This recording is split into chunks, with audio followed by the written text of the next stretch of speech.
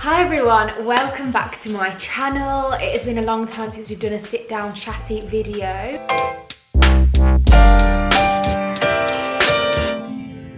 Today's video is going to be all about the male, your side of IVF, your experience, your opinions, and pretty much just helping other guys get through it, because it's not an easy thing. Men sometimes are a little bit afraid of these things because it is very invasive. It's very, oh, you need to do this really intimate thing in a really public place, and yeah, it's just something you just never expect that you have to do. And I think some guys may struggle getting their head around it, so we wanted to make this video to make it easier for you guys, so you can sit down and watch this video together, hear Mark's opinion on it all.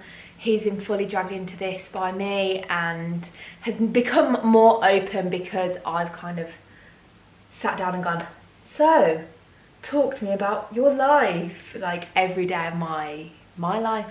So yeah, it's just made you become more open, and I think that you're happy to help other guys that are going to be going through this, right? Yeah, definitely. I think as a guy, like you're conditioned to, like, generally in society, especially be private. You're conditioned to like be really closed off, not talk about your feelings. Yeah. You know, you're not meant to cry. You know, girls are allowed to cry, guys aren't allowed to cry. You've got to be strong.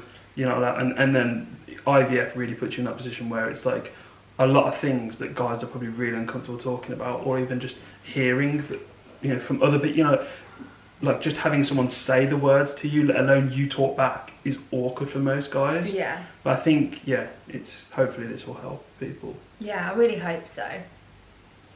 So we put out some questions, a question box on Instagram for you to ask us questions and ask Mark questions. But first, do you want to talk about like how it went for you and like how you found the whole IVF experience, like in your opinion, for you, going through it all? How did you find it? What did you think about it all? I think I'm really lucky with you, where you're the kind of person who does all the research possible. So I think that it was easier for me to learn my information from you than doing it myself. I don't know whether it's a thing for all guys in this situation, but you do feel a little detached from it, because at the start I did anyway, and because it can be very centered on the woman, especially if it is just, you know, the woman's side that has the issues, that needs the tests and the scans and stuff like that to find out whether you need it or not. Yeah. I think you can feel quite on the sidelines a little bit. You don't feel like it's happening to you almost, even though it is. So I think because we'd done our research actually about IVF, or you'd done your research about IVF, before we knew we had to go down that road. Yeah. So when we were struggling, you just looked into it as a possibility. So I think I knew that before we were told we had to go down the IVF route, I knew quite a bit about IVF. So I think that helped me. Yeah. The knowledge, I think, you know, people say knowledge is power. I think it definitely is. It makes you more comfortable. I think it's quite daunting at first to try, because there's so much to it. Like, it comes naturally to us now because once you've lived the life, you learn everything. Yeah. But definitely. I think if you can, I found it better once I got more engaged with you when you were researching about it. Mm-hmm. So then I was learning. It's interesting. If it's, you know, I know it's stressful, but the actual science of it is actually quite interesting. Yeah. Like, the biggest thing is people will say to you, if you ever talk about it to anyone, oh, I'm so sorry, I don't know anything about IVF. And it's like, we didn't know anything about IVF. No. You don't know anything about IVF, and that is so fine. You aren't supposed to know anything about it because we don't get taught about it in school. We don't get taught about it ever at any point, unless it's happening to you, unless you're living the life.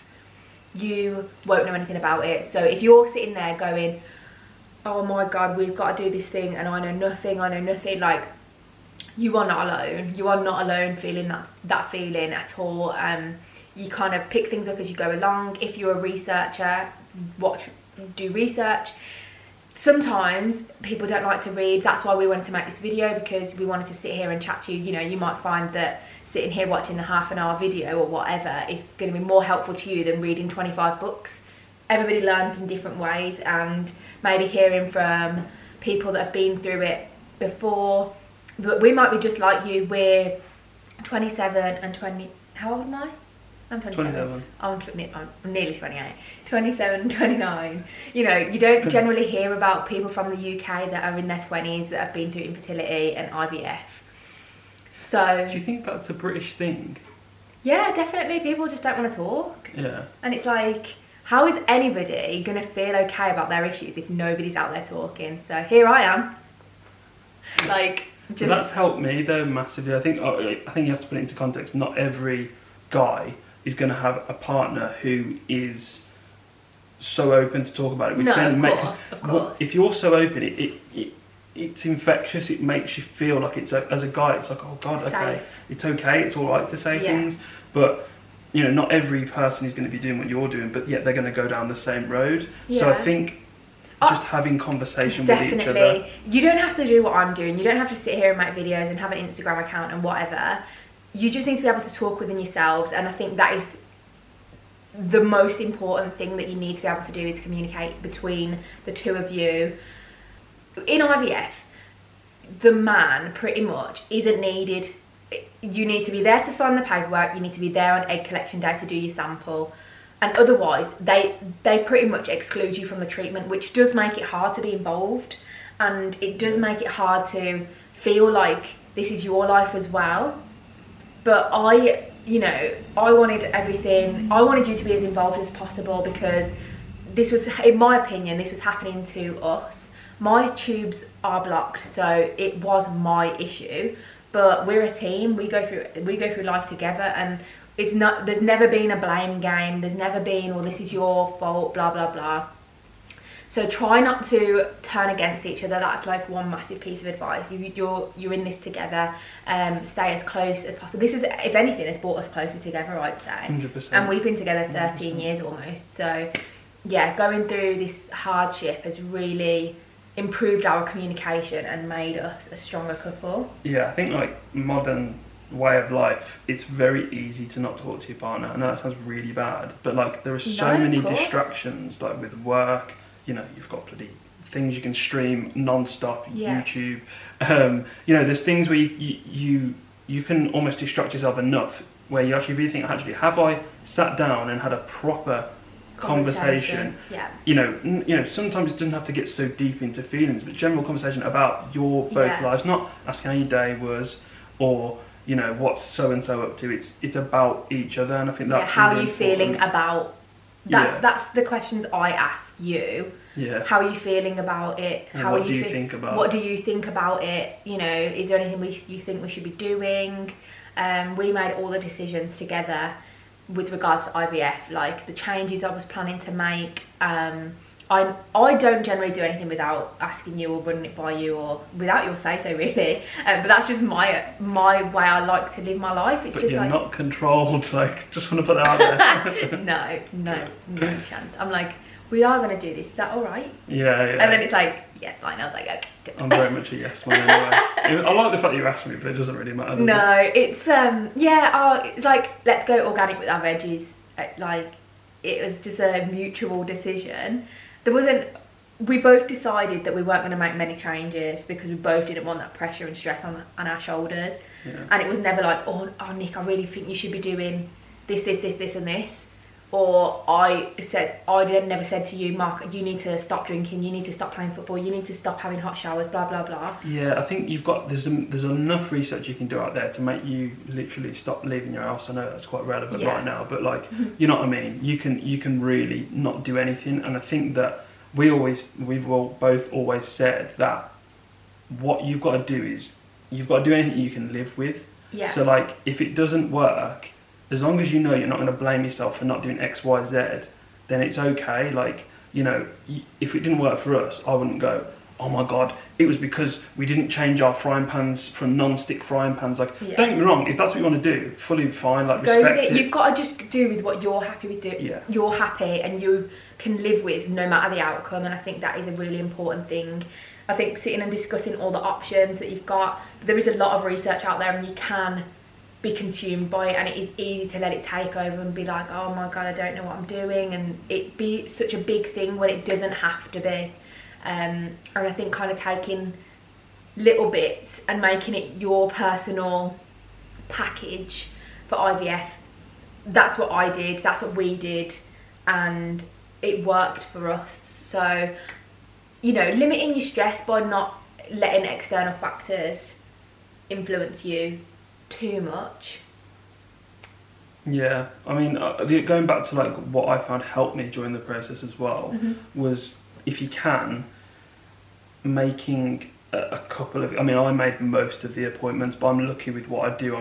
My job's quite flexible, so I could make all the appointments. The scans and stuff. But again, now it's in COVID. If you're going through IVF right now, you can. if you're watching this in COVID times, and your partner can't be there because go to the scans and everything. Maybe if you feel, they didn't even let us film back then. No. I was trying to say, like, you know, to be involved, but I suppose it is hard. I think that communication is even more important now than ever, where, you know, as a woman, you might not want to talk about it to your partner. You might feel, you know, we always talk about it from the guy. You don't have that relationship, yeah. But we always think about it from the guy's point of view, for not like making the effort, or, you know, not, you know, easily just being switched off from the situation. But as the woman, you might feel uncomfortable having that conversation. It might be the guy's responsibility to try and ask the questions themselves that come from them. It's a two-way street conversation, yeah, and communication. Definitely, like you were saying, it might be the other way around. It might be the woman that's more closed off. So as a guy, you maybe try and ask those questions. How are you feeling about it? How did the scan go?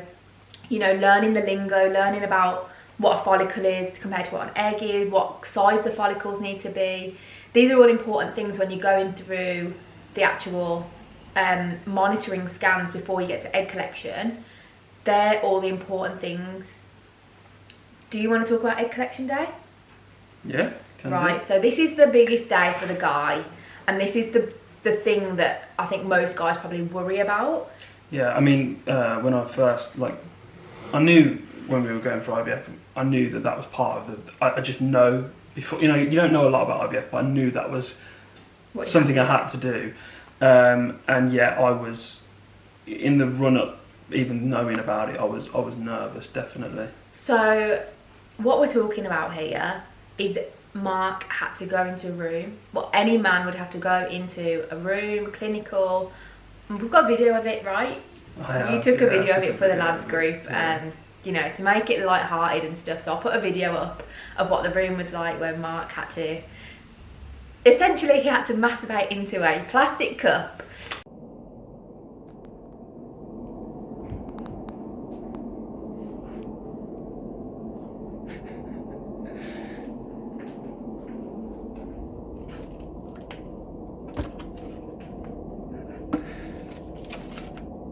Wow, this is actually pretty mental.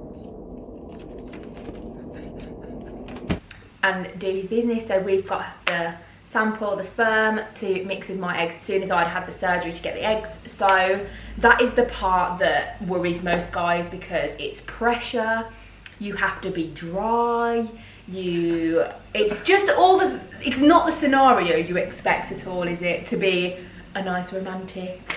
Yeah, but I don't really know, but go on. It's like, I always said to you that, you know, I've watched you go through some quite invasive, you know, scans and procedures, and I shared all those moments with you, and I thought all the time that I've only got one very small job in the grand scheme of things. Yes, it's big in my world as the guy, because I haven't done anything else. If you isolate it. Because I haven't done anything else, that moment is huge. Like, that moment is massive. For me personally, selfishly speaking, as a guy, you're allowed to say that moment is massive. But what I did, and I think it does help, is you have to put it in perspective as to what your partner's going through. So they constantly have scans with Wanda. You know, as a guy, you imagine like something as invasive as that for yourself on, you know, 3 times a week you were having scans. You have to put it in perspective, and I think I tried to do that. I just had to do a job, and I focused on that. I didn't let the situation get too much. I just thought, right, I know what I need to do, just do it. I tried to, you know, like I said, I took that video just to send to our friends, just as a bit of a surreal moment sort of thing, because you don't ever expect to be in that position. But that's because we've been open about our journey with other people, so we'll come on to that afterwards. But it can be light-hearted, and just don't let it get on top of you. I think some guys, we read a book, I can't remember what it was called, but he talks about his experience, and it did me no good. No, reading that book was terrible for you, because it kind of made you think, oh my god, what if that happens to me? He just couldn't do it. Yeah, my problem is, and I have got problems with that book, I know, I won't go into it, but like my problem is that I think when you're trying to sell something like a book, you have to dramatise it. And as a guy reading that, where you don't want drama, you want you want someone to go, it was great, it was easy, it was just, but that's like, reality. Simple. That is reality. But if you're getting somebody to dramatise it, so it's like if you can imagine the worst experience possible in that situation as a guy, it was that, and it just fills you full of doubt. And I think that, like, I hope that guys watching this, like, you do it all the time. Do you know what I mean? It's something you're used to doing. Yeah, so, it's nothing new. So just get out of your head, translate that to and think about it as a job, and an important job. But then, do you think that puts pressure on? If people think, oh my god, I've got to do this, my wife or my partner's in surgery right now, do you not think that could get on top? Or do you think that actually making it right, I've got to do this, it's my time to shine, it's my one role, like just try and G yourself up in a good way, like it's your chance to have an impact and do an important thing, because you are on the sidelines for so long. And it's a weird way to contribute, but it's the only way you can. And I think that, like I said, seeing you go through everything, I've just got to do that. Like, come on, it's fine. You got to just maybe don't build it up. It's easy. Do you know what I mean? Yeah, it is easy, but I think people are embarrassed to talk about it, which is why we're talking about it, because it isn't the easiest thing to do, because people know when you've had IVF you would have had to do this.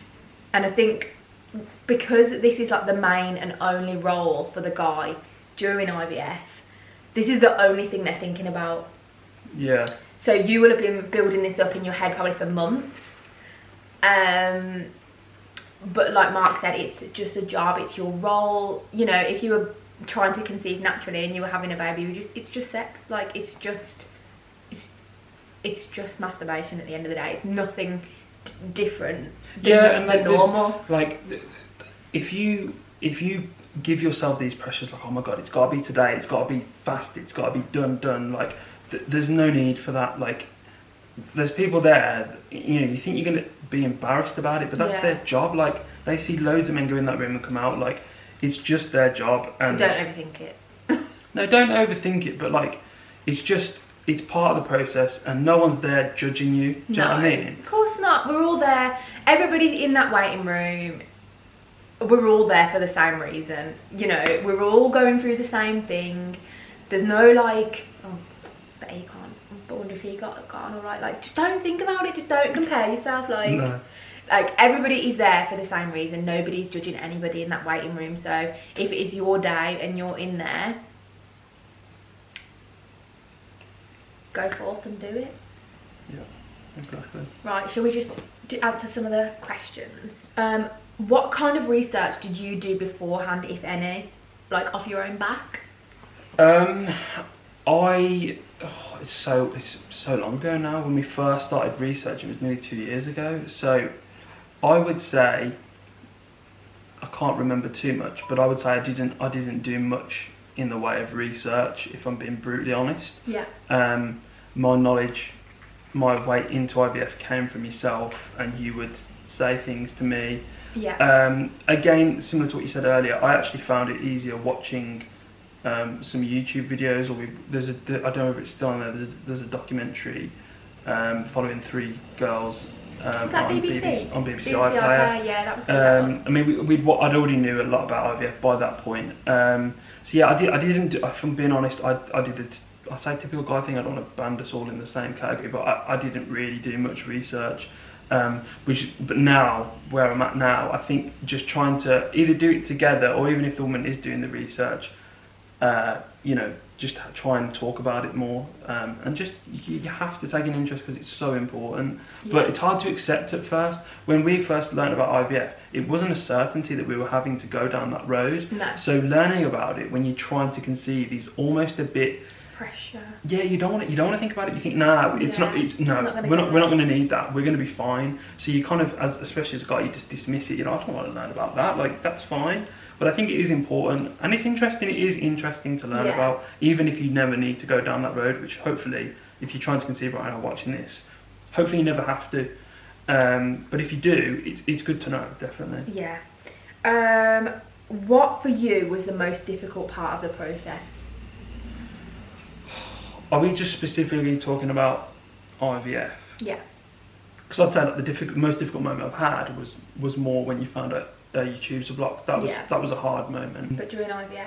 During IVF, I kind of feel like there was a moment where it was a very short moment. If we're talking about moment, because there is so many difficult times, but if we're talking about moment, the one I found really tough, we were walking the dog, and it was the day that we were finding out how many had made it to day 5, how many... at FET? At FET. Okay. So that phone call where you're on the phone and I'm like standing there waiting, and I'm like, I just felt in a moment like dread and like, oh my God, this is so much pressure, and I just want it to work and I want us to have something to transfer. So I feel like that was, even though weird, we'd done all the stuff, like that was a difficult moment. I feel like that, every other moment was just, it was never easy. The cancellation of the round was tough to take, but yeah, it all felt part of a process. Yeah. There wasn't really... I feel like we can look at it objectively now, looking back. Yeah. Because when you were living it, it's really hard. It is, but it's really not a moment. stressful. I'm trying to look at that as a specific moment. There's no actual moment. Like, I reckon the day we found out we were having a freeze-all was hard. Yeah. I think the moments that you aren't expecting are the hardest. But you know what you're great at is that when you get bad news, you absorb it, and you only absorb it for a certain amount of time, and then you turn it into a positive, and you start thinking about all the good reasons as to why that's happened. Yeah, and it's kind of just like, well, this is happening now, there's no point being sad about it for too long. We've got to just move on and do what we have to do. Yeah, so I felt I may have copped out of that, but that. Okay, for me, what was the best support that you gave me? Mark's a super supportive husband anyway, like I'm really lucky in that respect. He committed to the communication when I asked questions. Most of the time he was happy to talk back to me. Also, I wanted Mark to be super involved and as involved as possible. Even now, obviously, going through Corona time, you can't go to scans together, but Mark did all of my injections. And that was a way for me to make sure Mark was as involved as he possibly could be. So he was involved every day. It wasn't just like, okay, you turn up to the scan, the consent signing, and then you turn up to the end egg collection appointment, and that's it. So yeah, being involved as possible, and the support, yeah, just definitely the communication, which just helped so much. That did wonders for me. We didn't actually touch on that at the start. What helps as a guy getting involved now. I know not every person will be comfortable doing it, but it worked for us time-wise as well. Like, because you have to do morning and evening. Yeah. We could definitely be together at those times. But it helps you feel involved as a guy. Like, yeah, it's a massive thing. If you're happy and comfortable letting your partner do your injections, I would definitely... Even as a guy, if you've got like trepidation about doing it, it's really easy. Like, I wouldn't say I'm the most competent person in the world, and I found it really easy. So, they show you what to do, which again, that's a bit shit. You ain't gonna be able to see that. But if your partner's willing enough to say, look, this is how they did it, as a guy, I think most guys, they're scared of like doing something wrong and getting it wrong. Oh my God, it's going to be terrible. Yeah. It's really easy. And as long as you've got a supportive partner that's happy to let you do it, yeah, and say, you can get involved, you know, and do it. We did film our entire IVF journey, so if you haven't seen that, go back and watch, because Mark injected me every day on those videos, so you'll be able to see how exactly he did it. And I also did a video of mixing up Menopur as well, so if you're on a Menopur drug, go back and watch that, because if your partner can't be there on your drug lesson, you can see how to mix that up, so you can also be involved on that one too. It's kind of like a fun, you know, if like you look science. at it, yeah, it's a bit sciencey, like, yeah, you know, you've got to look at it like that. Like, it's like, I'm not bothered by needles, thankfully. You know, some days they're sore, but you are being stuck with a needle, do you know what I mean? Yeah. But yeah, it was just, it's like, how did I explain the process to you if you didn't do your own research? So I was worried that we would need IVF and that it would take so long to get through on the NHS that I looked into private options straight away. And it was more about like cost and stuff. But when we found out why we needed to have IVF and the fact that we would need it, it all kind of just fell into place. But we would go on walks together and like not take our phones or put our phones in our pockets and have like an hour outside of the house and be able to discuss it perfectly, uninterrupted. It helps so much to just be out of your environment and discussing it. If you can have an hour away from your phone every day just to talk to each other, it just helps so much.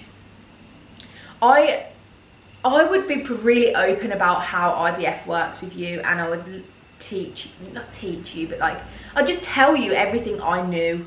And I mean, you know, I know you think that's I'd say I but knew it first, so I was just telling you about it. So if you were learning from what I'm saying, then I suppose it's teachable. It is, you know, I know I think in your head you'll think that's patronising, but it's not. You were teaching me, because I wasn't as involved at the start. But you were willing to learn, and you were willing to know about what we were about to go through. And I think you've got to be open to the fact that this is what you and your partner are going to be going through. So you should, knowing about it will soften the blow, because you'll get into the hospital and be like, oh my god, I didn't realise I've got to sign this paperwork about what we're going to do with our leftover embryos, what we're going to do if you die, what we're going to do if I die, what we're going to, like, it's so much, you know, and it is a lot. Like, it is a hard, stressful time, especially if you aren't going to be open about your journey with family and friends. Yeah, I think, like we keep talking, you know, we keep bringing it back to communication, but it is so important that you do talk it out, because it will save arguments, confrontation down the line. Because if you don't know what your partner's going through at either side of it, that's where confrontation comes, because you don't realise that actually in a relationship you might have all these thoughts and feelings, but you can't expect the other person to know how you're feeling it without saying it, especially as a guy. Yeah, definitely. I've like over the last 2 or 3 years really realised that you know, you don't know what's going on inside of my head, so if I say what I'm feeling, it just resolves situations. So how did you feel discussing it with your friends? My partner struggles to tell anyone. Yeah, awkward, I gotta be honest. If it wasn't for you, because my friends, we've got a big group of friends. Our friends, yeah, they're predominantly guys.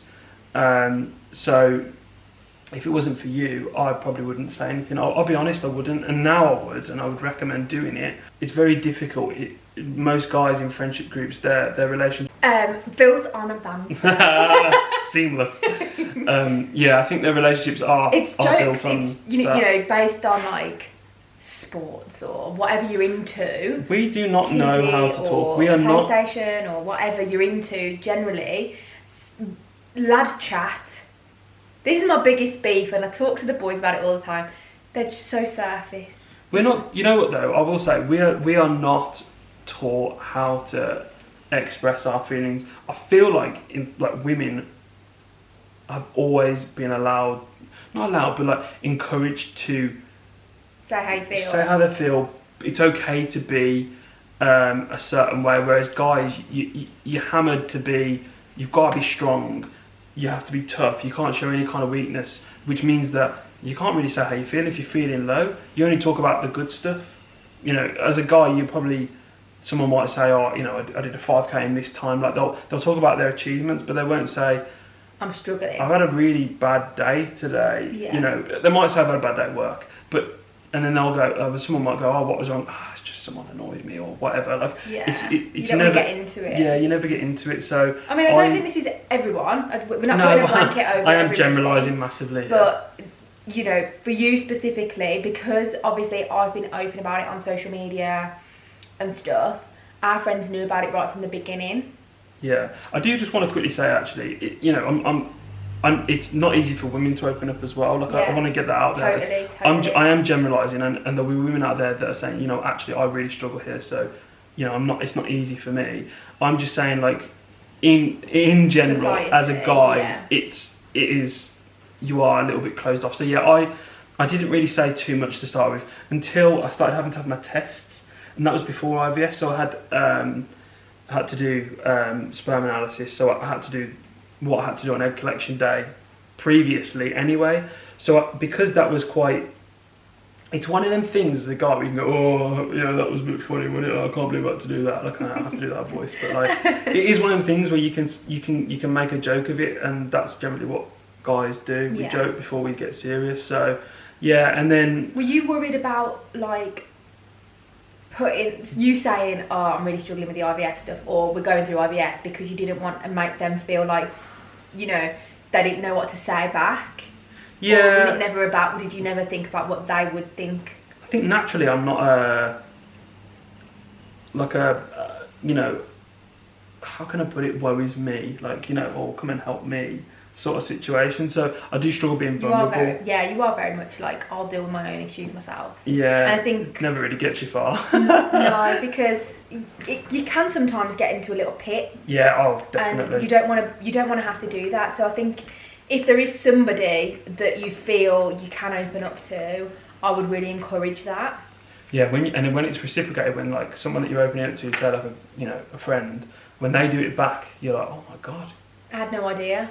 It's weird. Like, we're both going through life. Like, what, we've got emotions. It is weird, but it's important, and I think that it does need to have more. I know it's kind of a bit of a trend right now with mental health and stuff, which is good. It's a great thing. Really, really important. But it doesn't need to be something that people jump on for the wrong reasons. Like, it has to be, you know, open, honest conversation, and I think that is really important. Yeah, and I definitely now I'm a little getting more open. I'm certainly no way near where I should be, but I know there's groups of guys out there, like, you know, depending on your circle, depending on who your friends are, there's definitely going to be scenarios where you will want to talk about it over not wanting to talk about it. You know, if you're out having loads of drinks and you're out with a big group of lads and it's, you know, football, banter, whatever, that isn't probably the time for you to talk about it. But if you're a one-on-one gone for, like, you know, whatever you do, just with a smaller group of your closest friends that you feel like you can open up with, then that is probably a better level to talk about it. I don't think it's about picking your time. Yeah, I agree. You know, because if you talk about it in front of a group of 20 people and somebody takes it the wrong way and then they make a joke about it, you'll never want to talk again. And I would hate for you to feel that is the way that you shouldn't talk about it because you'll be made to feel that way by somebody. But also, you know, if someone makes an ignorant comment,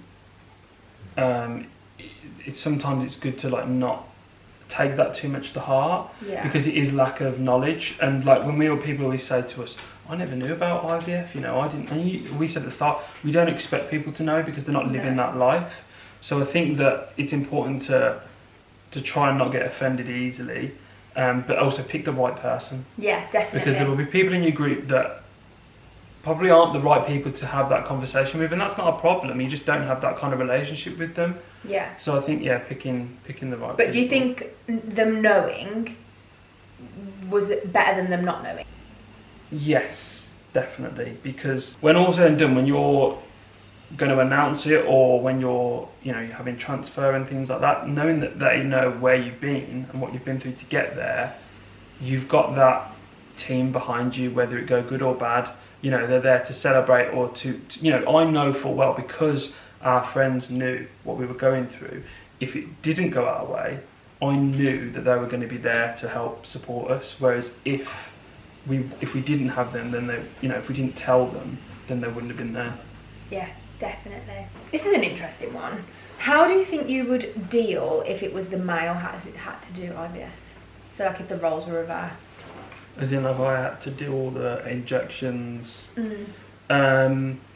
Personally, I would feel quite nervous. Like, touch wood, I've not really had like things go on in my life where I'm put in, you know, hospital situations personally myself. I've only ever watched you go through loads of stuff, so and I often put myself in that position and think how brave you are and how scared I would be. I'm quite an anxious person by nature, so I think I would feel quite anxious, yeah, definitely. What was the best way to support me through difficult times during the IVF process? Communication. And chocolate. Again, it's difficult. We try and like translate our, you know, our relationship to help other people, but it's really tough because you're really open with your feelings. So like you wear your feelings. Do you know what I mean? You don't bottle anything up. If you feel a certain way, I generally know it by something you say, something you do. So it's quite easy for me to know when there's an issue. So, you know, it was easy for me to ask you questions or just talk it out, go for a walk, generally, you know, go for food. Whatever your partner likes, I think that's just be there in any way. Trying to be normal as well. Yes, yeah, like, doing normal stuff. You know, we still went on holidays. We still wanted to do this, that, and the other. You know, you got to just carry on. You got to try and be as normal as possible. Make your future plans that irrespective of IVF. Yeah. You know, whether it works, whether it doesn't work. Like, just try and like have that running alongside your life rather than it becoming your life. It's so important. I think that's really important. I know it, you know, it is your life and it's a massive thing, but it can consume your life, and your life is really important. It can stop, can't it? Yeah, completely stop. So I think you should carry on living that life and let IVF run with it. Don't forget about it, talk about it, dip in and out, but don't let it become your life. Definitely. I think this is talking about a semen analysis. How long did it take for your results to come back? My other half had his later this month. I think in my head I've got 10 days in my head. About 10 days? Yeah. Yeah, I think it was about that. Your GP generally has overrun, well, especially you had now. one from the GP and you had one at the consultants in the hospital, didn't you? Did I? Yeah, because we were under the consultant for the second one. Oh, okay, yes, I did. I still had to take it to the same place. Yeah, in the hospital. Yeah, which was quite an experience. That was weirder than doing egg collection. Was it? Yeah, you had to produce your specimen and get to the place within an hour of producing it, and it was in the winter, so like you couldn't get too cold, couldn't get too hot. Yeah, it was quite. There was a lot of like rules, and you're like, oh my god, this is mad. I was quite stressed that day as well, and that's me doing that. Which is why, like, going back to your previous question, if IVF was reversed, I'd be a flipping nightmare. How did you cope with your own emotions throughout the whole process? Mixed. Mixed. I didn't realise until sort of after we'd done all the stims, egg collection, then we had a freeze all. It was just before Christmas, and then Christmas came and we were kind of having a bit of a break from IVF, and I looked back and I thought, oh my god, like I was not okay during that time. Like, you're really tired, aren't you? I keep yawning. this happens. I'm sorry. Yeah, I don't know. Yeah, I sometimes I can close off massively, and I don't. Yeah. And my problem. Sometimes you just need checking. It's like, you haven't spoken to me for a while. Are you okay? Like. Yeah. It's about just checking each other, I think. Yeah. Well, you know, if I'm quiet, generally something's wrong. So yeah, I think again it goes back to communication. You know, even if you might not even, and this is the thing with mental health. Sometimes you don't know that you're going through it until it hits a point. And I think that's what's hard. Like, you can just be going through life like coasting and not realising that actually you're not happy. And I think even though, you know, we were going through something, it was quite a lot. Yeah, it was a lot. Yeah, my emotions were up and down, and we went on a bit of a journey anyway with it all. Yeah. So yeah, there were. What was the actual question? How did you cope with your own emotions through the whole process? Yeah, I went through moments of coping and not coping. But how did you cope when you were in your low moments?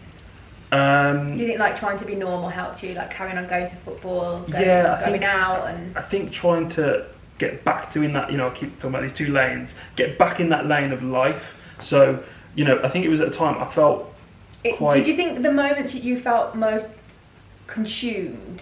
not consumed, was when you felt most emotional and stressed out with it, or was when it had consumed you more?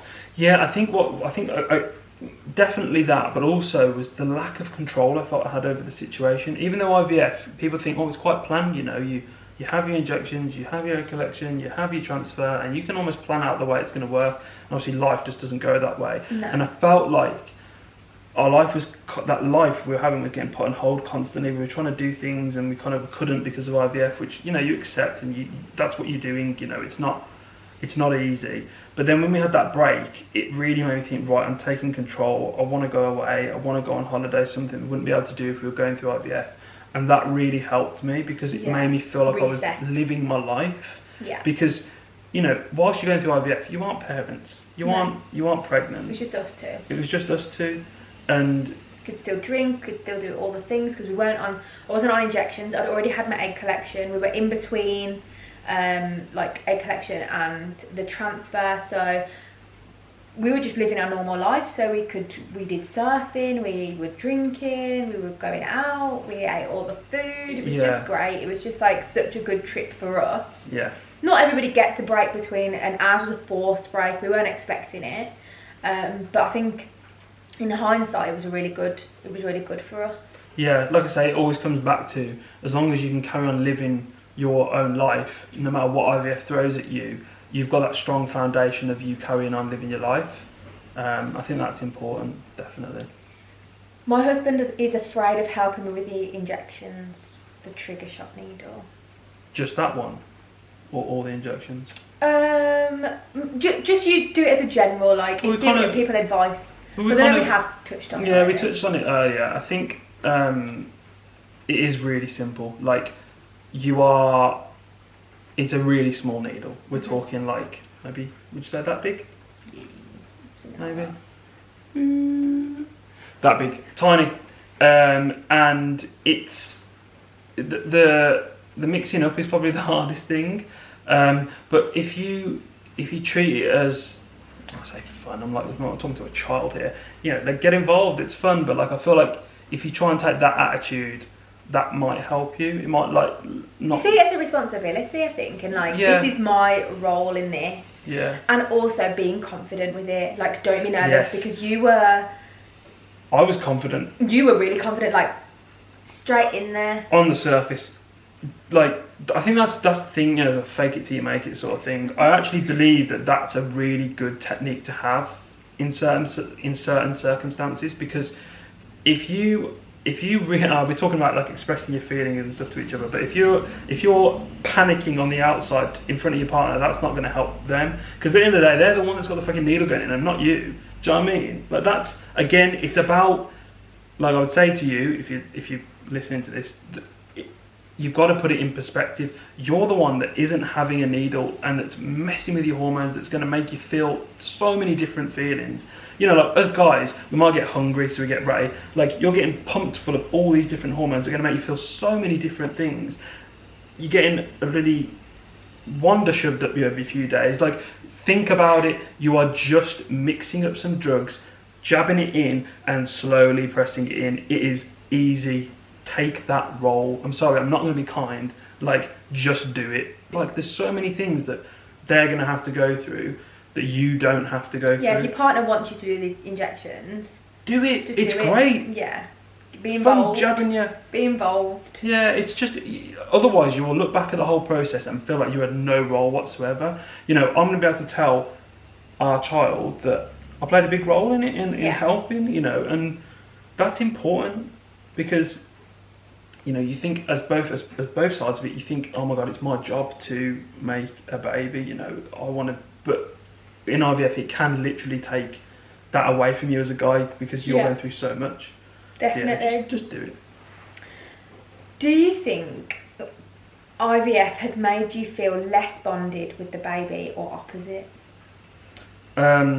It's really hard to be objective of that because this is the only baby. Yeah, it's really hard. So I would say that we feel more grateful 100% than if we would have got pregnant naturally.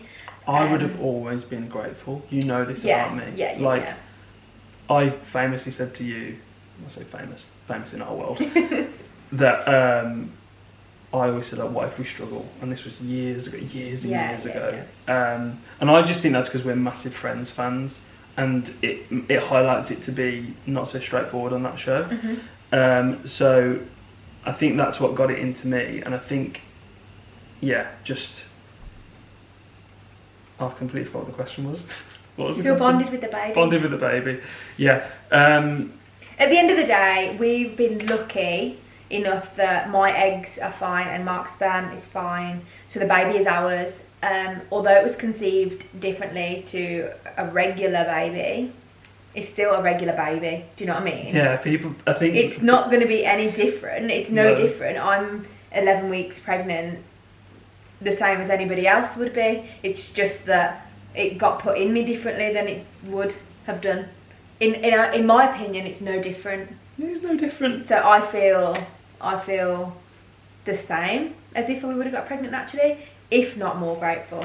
Yeah, I think the bonding is hard with what we found with going through IVF. You kind of struggle to believe it's real. Yeah, that's the hardest part. If you were to get pregnant naturally, I assume, because it just happens normally, you believe it. You're like, yeah, straight away. I know. Don't get me wrong. I know there's worries for everyone, but I think for us, we kind of have still coming to terms with the fact that it's a real thing. So in that term, I think we're slowly bonding, probably slower than we would normally, but we are so appreciative and we absolutely love what we're going through right now. Definitely. And if this was the only way, this is the only way that we're going to have babies going forward too, so this is going to be something we'll probably go through again in the future. So this isn't, just because we're pregnant now doesn't mean that IVF is going to leave us or that infertility is going to leave us. This is our life. This is part of our life now. So yeah, it's a big thing, but you've got to just take it one day at a time. You've got to take it step by step. You've got to not let it consume you. You've got to do as much research as you feel comfortable with. You've got to make the changes you feel comfortable with. Make it your own. You don't have to go online and know every single thing and understand everything and listen to everybody's opinion, because everybody's going to have a different opinion at the end of the day. And I think as long as you, as a couple, are happy with what you're doing and your communication is on point and you are strong going forward, you're going to be absolutely fine. Yeah, definitely. I think, like, we talk about like learning things. You're not going to learn everything straight away. You learn as you do. I learned, even though I knew quite a bit before I went into IVF, I learned so much more as time went on, because when you, like we said before, when you're living that life, you do learn easier. You take more of an interest. Maybe guys, it might really hit you when you're actually at the appointment. Well, not at the appointments, when your wife's at the appointments or partner's at the appointments. Yeah.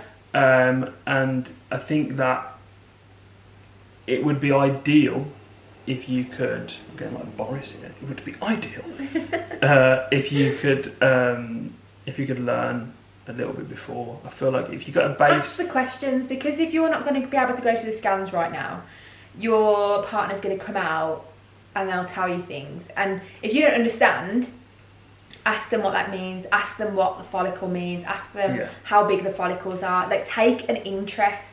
I think that's so important. That's what I would have wanted from you. Well, let's face it, you're coming home from an appointment. If you know your partner doesn't have a clue about IVF, you might go, you know what, he ain't going to know what I'm going to talk about, what's the point? And that's important.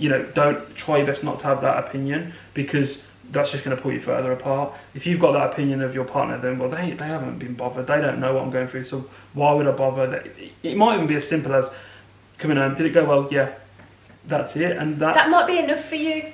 If that's enough, I think you're missing out though, personally. Yeah. I think you're missing out on just like an education, because it's probably going to be it's becoming more and more common as time goes on that Yeah. people are having, or maybe it's just people are talking about it more, I don't know. So to have that knowledge, you know, in general, if you're watching this video, it may not even be going through IVF, which fair play to you if you are. But it's great because actually you're learning to be able to communicate with people that might go through it and be able to have that Definitely. sort of you might empathy. be watching this because your friends are going through it or family members going through it. But it's definitely about learning. Yeah. And not saying things that are going to upset the person. So just be a good person, basically, I think. Yeah. Anything, last nuggets of wisdom or that you want to tell to the guys out there? You have given a lot of information, I think. Yeah, I can't really think of much. I just think, you know, again, open up, if you can open up to somebody as well. First of all, open up to your partner. I think that's the most important thing. Yeah. Try your best to, not just about IVF. You know, this is just a general rule. You know, guys don't talk. Try your best to talk. It doesn't even have to be about IVF. It might be, you know, you might be closed off about this because you might be having some other issues in your life. It might not be IVF that's your problem.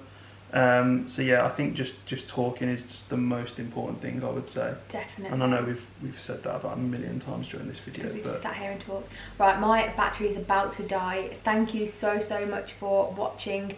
Our DMs are always open. If you've got any questions for us going forward, feel free to get in touch with us. It's all anonymous. Well, it's not anonymous, but we won't share anything with anybody else. So thank you for watching and we will see you on the next one.